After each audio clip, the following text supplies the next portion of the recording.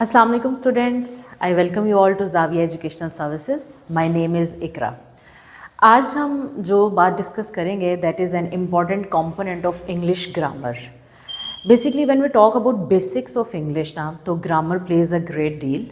ये हमारी जो है वो एक तो स्पोकन लैंग्वेज में इसकी बहुत ज़्यादा अहमियत है और इसके साथ साथ जो हमारी रिटन लैंग्वेज है it is made more comprehendable when we have a good grammar और हमें पता है कि हमने nouns, pronouns, adjectives, adverbs, verbs का यूज़ किस तरह से करना है. So today we are going to study or we are going to talk about pronouns.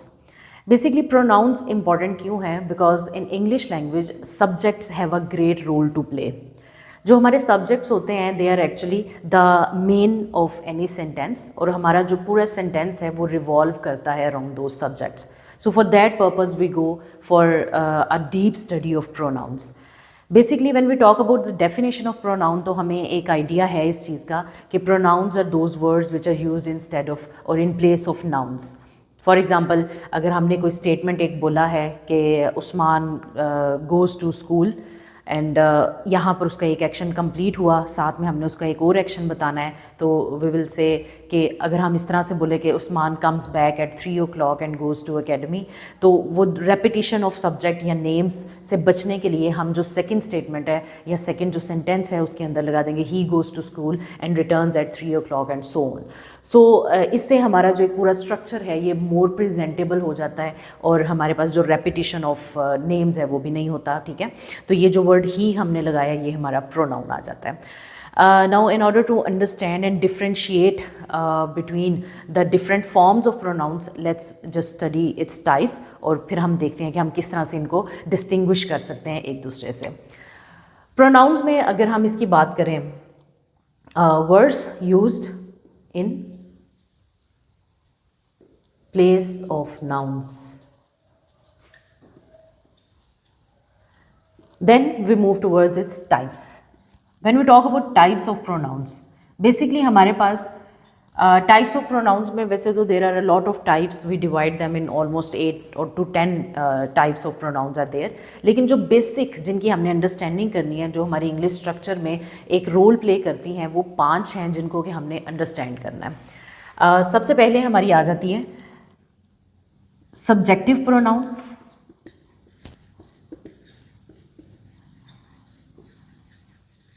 और इसको हम पर्सनल प्रोनाउन भी कहते हैं.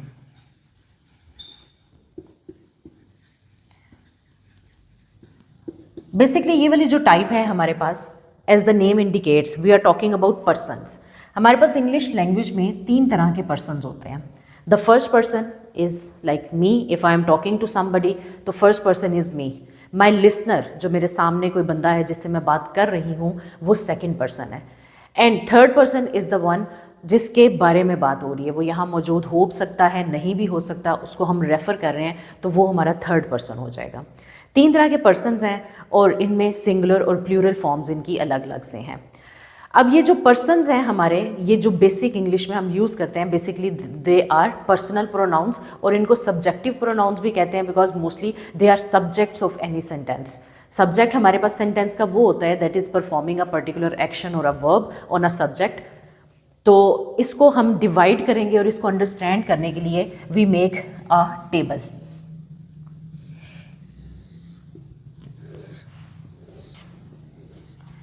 First person, second person, third person, singular form and plural form. First person singular है हमारे पास आई.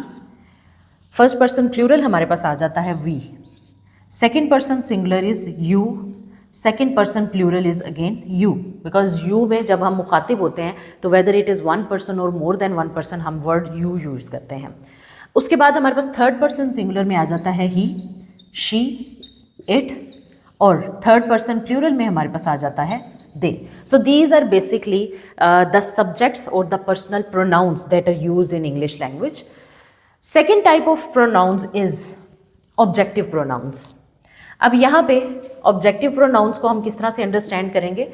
हर वो प्रोनाउन की वो फॉर्म, प्रोनाउन की हर पर्सनल प्रोनाउन की वो फॉर्म जो तब यूज़ होगी when that subjective pronoun is acting as the object of the sentence.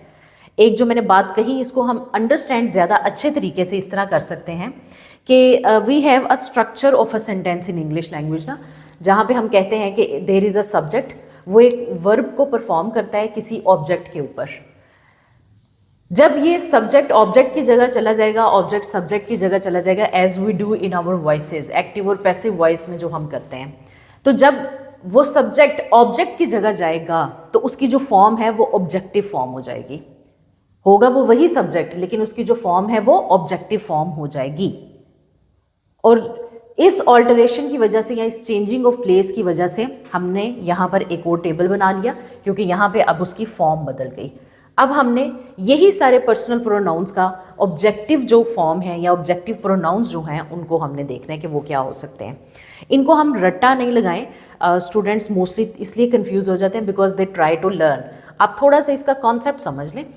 You take an example, for example you say कि आई ईट मैंगोज, ठीक है, मैंगोज आर ईटन बाय, जो भी आगे मेरी फॉर्म आ रही है वो मेरा ऑब्जेक्टिव प्रोनाउन है। इसी तरह सारे पर्सनल प्रोनाउन या सब्जेक्टिव प्रोनाउन लगा के ये सेंटेंस हम बनाएंगे और जो उसकी ऑब्जेक्टिव फॉर्म होगी वो हमारा ऑब्जेक्टिव प्रोनाउन होगा। तो let's start this. I eat mangoes, mangoes are eaten by me. We eat mangoes, mangoes are eaten by us. You का यू ही रहेगा, mangoes are eaten by you, whether it is singular और plural. Mangoes are eaten by him, her and it. Mangoes are eaten by her, mangoes are eaten by it, mangoes are eaten by them. तो इस sentence को understand करके जब हम बाकायदा तौर पे जो सब्जेक्टिव प्रोनाउन है उसको ऑब्जेक्टिव प्रोनाउन की जगह पे या ऑब्जेक्टिव प्रोनाउन बना रहे हैं, हमने अंडरस्टैंड कर लिया कि हमारे पास इंग्लिश में ये सब्जेक्टिव प्रोनाउन है और ये ऑब्जेक्टिव प्रोनाउंस होते हैं। हमारी थर्ड इंपॉर्टेंट टाइप इसमें आ जाती है जो कि है possessive pronoun.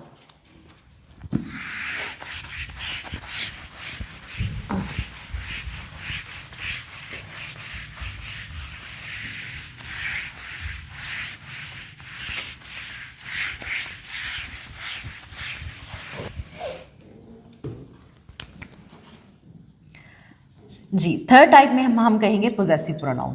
Basically possessive as the name indicates, possessive pronouns talks about those pronouns जो कि आइडेंटिफाई करते हैं एक सेंटेंस के अंदर किसी सब्जेक्ट की पोजेशन को। अगर हमारी सेंस ऑफ सेंटेंस कुछ इस तरह से है कि उस सेंटेंस में हम किसी चीज़ की ऑनरशिप या एक सब्जेक्ट की पोजेशन को शो कर रहे हैं, तो जो फॉर्म ऑफ प्रोनाउन यूज़ होगा that will be our possessive pronoun. अब इसको अंडरस्टैंड करने के लिए again we are not going to just एक रट्टा लगाना या सिर्फ बाय द वे इसको लर्न नहीं करेंगे, हम इसके कॉन्सेप्ट को समझ के फिर इसको करेंगे। For example if I talk about any kind of book, तो आई से दिस इज़ माई बुक। वो जो वर्ड माय है वो आए का पोजेसिव है, या in order to understand it more fully और मोर क्लियरली हम इस तरह से कहते हैं I am teaching this class because this is my class. तो इसका ये मतलब हुआ कि हमारे पास फिर से एक टेबल बना लिया हमने।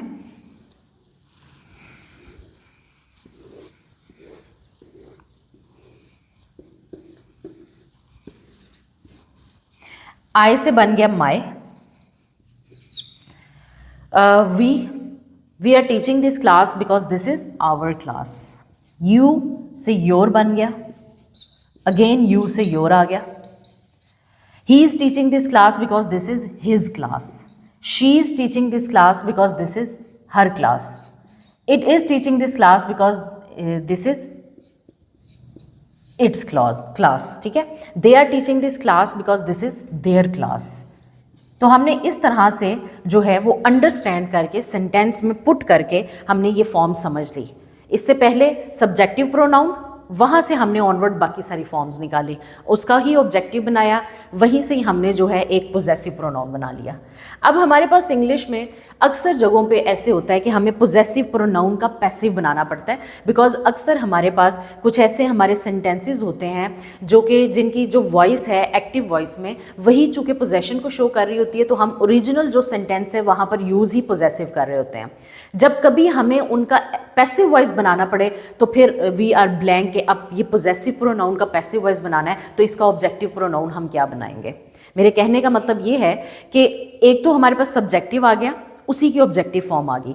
एक हमारे पास टोटली डिफरेंट फॉर्म आ गई जिसको हम पोजेसिव प्रोनाउन कहते हैं। इसमें हमने ये बता दिया कि ये वाले जो वर्ड्स हैं ये पोजेसिव हैं। अब हमने जब कभी इनका पैसिव बनाना हो तो वो किस तरह से बनेगा, उसके लिए हम दोबारा एक टेबल इसी पर ही जो है वो स्टार लगा के, इसकी चूँकि पैसिव फॉर्म है तो हम एक और टेबल बना लेते हैं इसके साथ।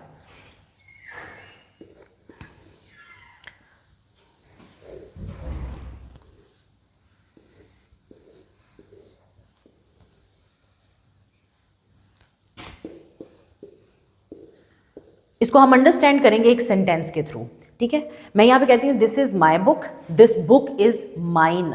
वो जो माइन है वो मेरे पास पोजेसिव की पैसिव फॉर्म आ जाएगी। This is our book, this book is ours. This is your book, this book is yours. This is your book, this book is yours. यहाँ पर हिज है वो हिज ही रहेगा।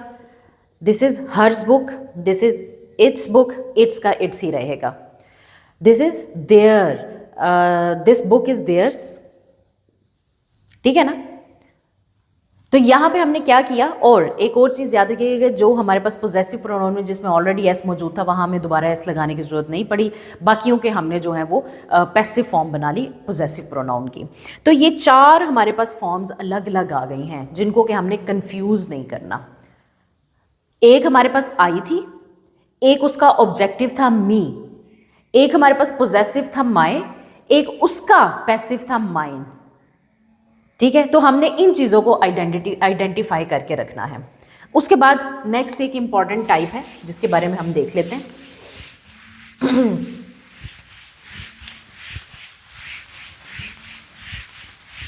हमारे पास यहाँ पे फिर आ जाता है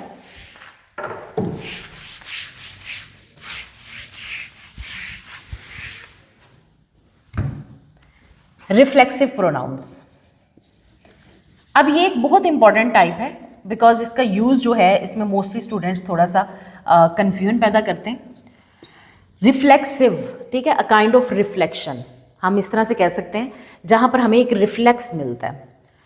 वो प्रोनाउंस जो अपने ही सब्जेक्ट पर या अपने ही सब्जेक्ट का रिफ्लेक्शन हो उनको हम रिफ्लेक्सिव प्रोनाउंस कहते हैं। रिफ्लेक्शन हमारा क्या है, if I am standing in front of some mirror, तो मैं अपना एक सेल्फ देखती हूँ उसके अंदर, वो मेरा रिफ्लेक्शन है। इन अदर वर्ड्स और इन सिंपल वर्ड्स जो हमारे सेल्फ वाले प्रोनाउंस होते हैं उनको हम रिफ्लेक्सिव प्रोनाउंस कहते हैं। हम इसका एक टेबल ड्रॉ कर लेते हैं। फॉर एग्जाम्पल,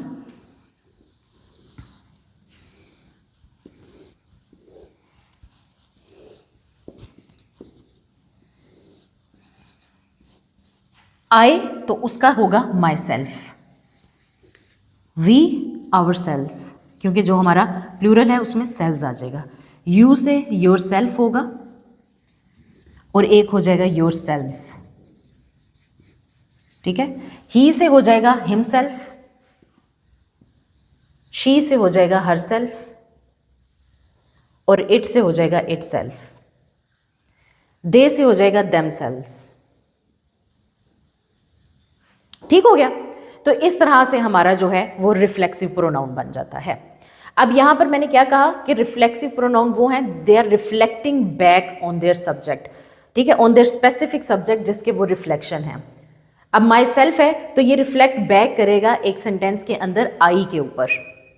अब हमने इससे आइडिया क्या करना है, एक हमारे पास इसको और अच्छे तरीके से समझने के लिए एक 5th फॉर्म है जिसको हम पहले बना लें, उसका नाम है एम्फेटिक प्रोनाउन। अब जो एम्फेटिक प्रोनाउन है उसका जो टेबल है या उसकी जो डिवीजन है, it goes same like reflexive one, but where does the difference lies? Different lies in the use of these words.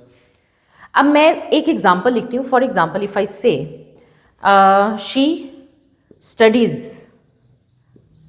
For herself, ठीक है, और एक सेंटेंस में लिखती हूँ she went to hospital by herself या simple herself लिख लें। तो जो सेंटेंस नंबर 1 है, she studies for herself, उसमें जो वर्ड हर सेल्फ है that is reflecting back on she, ठीक है। कोई इसमें रिफ्लेक्टिंग बैक से क्या मुराद है कि उसका ताल्लुक इसके साथ है कि वो अपने लिए पढ़ती है। यहाँ पर जो कॉन्सेप्ट जो है वो लिए का आ रहा है। एक सिंपल कॉन्सेप्ट, कोई उसमें जो है वो जोर ज़बरदस्ती कुछ भी नहीं है, वो रिफ्लेक्ट बैक कर रहा है सब्जेक्ट को। यहाँ से हमें पता चल रहा है कि कोई ऐसा काम हो रहा है जो सब्जेक्ट के लिए ही हो रहा है, तो उसको हम बोलेंगे कि ये रिफ्लेक्सिव प्रोनाउन है। लेकिन अगर सेंटेंस नंबर 2 में हम देखें, she went to hospital by herself, तो यहाँ पर ये जो वर्ड बाय हरसेल्फ है, इसमें हमें जो कॉन्सेप्ट आ रहा है वो खुद का आ रहा है, ठीक है। यहाँ पर जो हरसेल्फ है वो भी रिफ्लेक्ट कर रहा है, लेकिन वो शी पर जोर दे रहा है। जहाँ पर वो सब्जेक्ट के ऊपर एम्फेसाइज कर रहा होगा उसका रिस्पेक्टिव प्रोनाउन, वहाँ पर वो एम्फेटिक प्रोनाउन हो जाएगा। अब इसको थोड़ा सा और अंडरस्टैंड करने के लिए मैं एक दो और एग्जांपल्स बोलती हूँ। फर्स्ट करो हम इसी एग्जांपल को लेते हैं, she went to hospital by herself, वो खुद हॉस्पिटल गई, तो यहाँ पे ये एम्फेटिक प्रोनाउन है। She went to hospital herself, यहाँ पर अगेन एम्फेटिक है, बाय लगने या ना लगने से फर्क नहीं पड़ा। या she herself went to the hospital, वो खुद हॉस्पिटल गई, इसकी प्लेसमेंट से फर्क नहीं पड़ता, हमने सिर्फ ये देखना है कि कहाँ पे ये एम्फेसाइज कर रहा है अपने सब्जेक्ट के ऊपर। तो ये इन तीनों सेंटेंसेस में ये एम्फेटिक है। और अगर मैं इसको लिख दूं, she went to hospital for herself, तो ज़रूरी नहीं कि ये फॉर लगाना शर्त नहीं है, बस मैंने ये देखा कि उस सेंटेंस के अंदर जो हरसेल्फ है वो जोर नहीं दे रहा, बल्कि वो एक रेगुलर सेंटेंस में यूज़ हो रहा है, और वो सिर्फ एक रिफ्लेक्शन दे रहा है कि वो जहाँ हॉस्पिटल गई वो अपने लिए गई, अपने लिए गई। हर सेल्फ वहाँ पर वो उस तरह से यूज़ हो रहा है। तो जो मैंने सेकंड सेंटेंस बोला, she went to hospital for herself, वहाँ पर ये रिफ्लेक्सिव प्रोनाउन हो जाएगा। सो इनकी प्लेसमेंट को हमने नहीं देखना, इनकी जो फॉर्म है उसको देखना है, और ये किस तरह से सब्जेक्ट के साथ रिलेटेड हैं, हम उस चीज़ को देखते हुए इनकी ये दो डिवीजन्स बनाते हैं। ये हैं बेसिकली वो टाइप्स जो कि प्रोनाउंस की मोस्ट इंपॉर्टेंट वन है, और इन्हीं में ही स्टूडेंट्स थोड़े से कंफ्यूज हो जाते हैं। But I hope after watching this video you will B clear about this idea, और आप अब नेक्स्ट इनको अच्छे तरीके से यूज़ करोगे। इसके अलावा प्रोनाउंस की बहुत सारी फॉर्म्स हैं, but they come in secondary और सब्सिडरी फॉर्म्स, जो कि with time you will be covering them up. So this is all about the basic 5 types of pronoun. See you in next video. Thank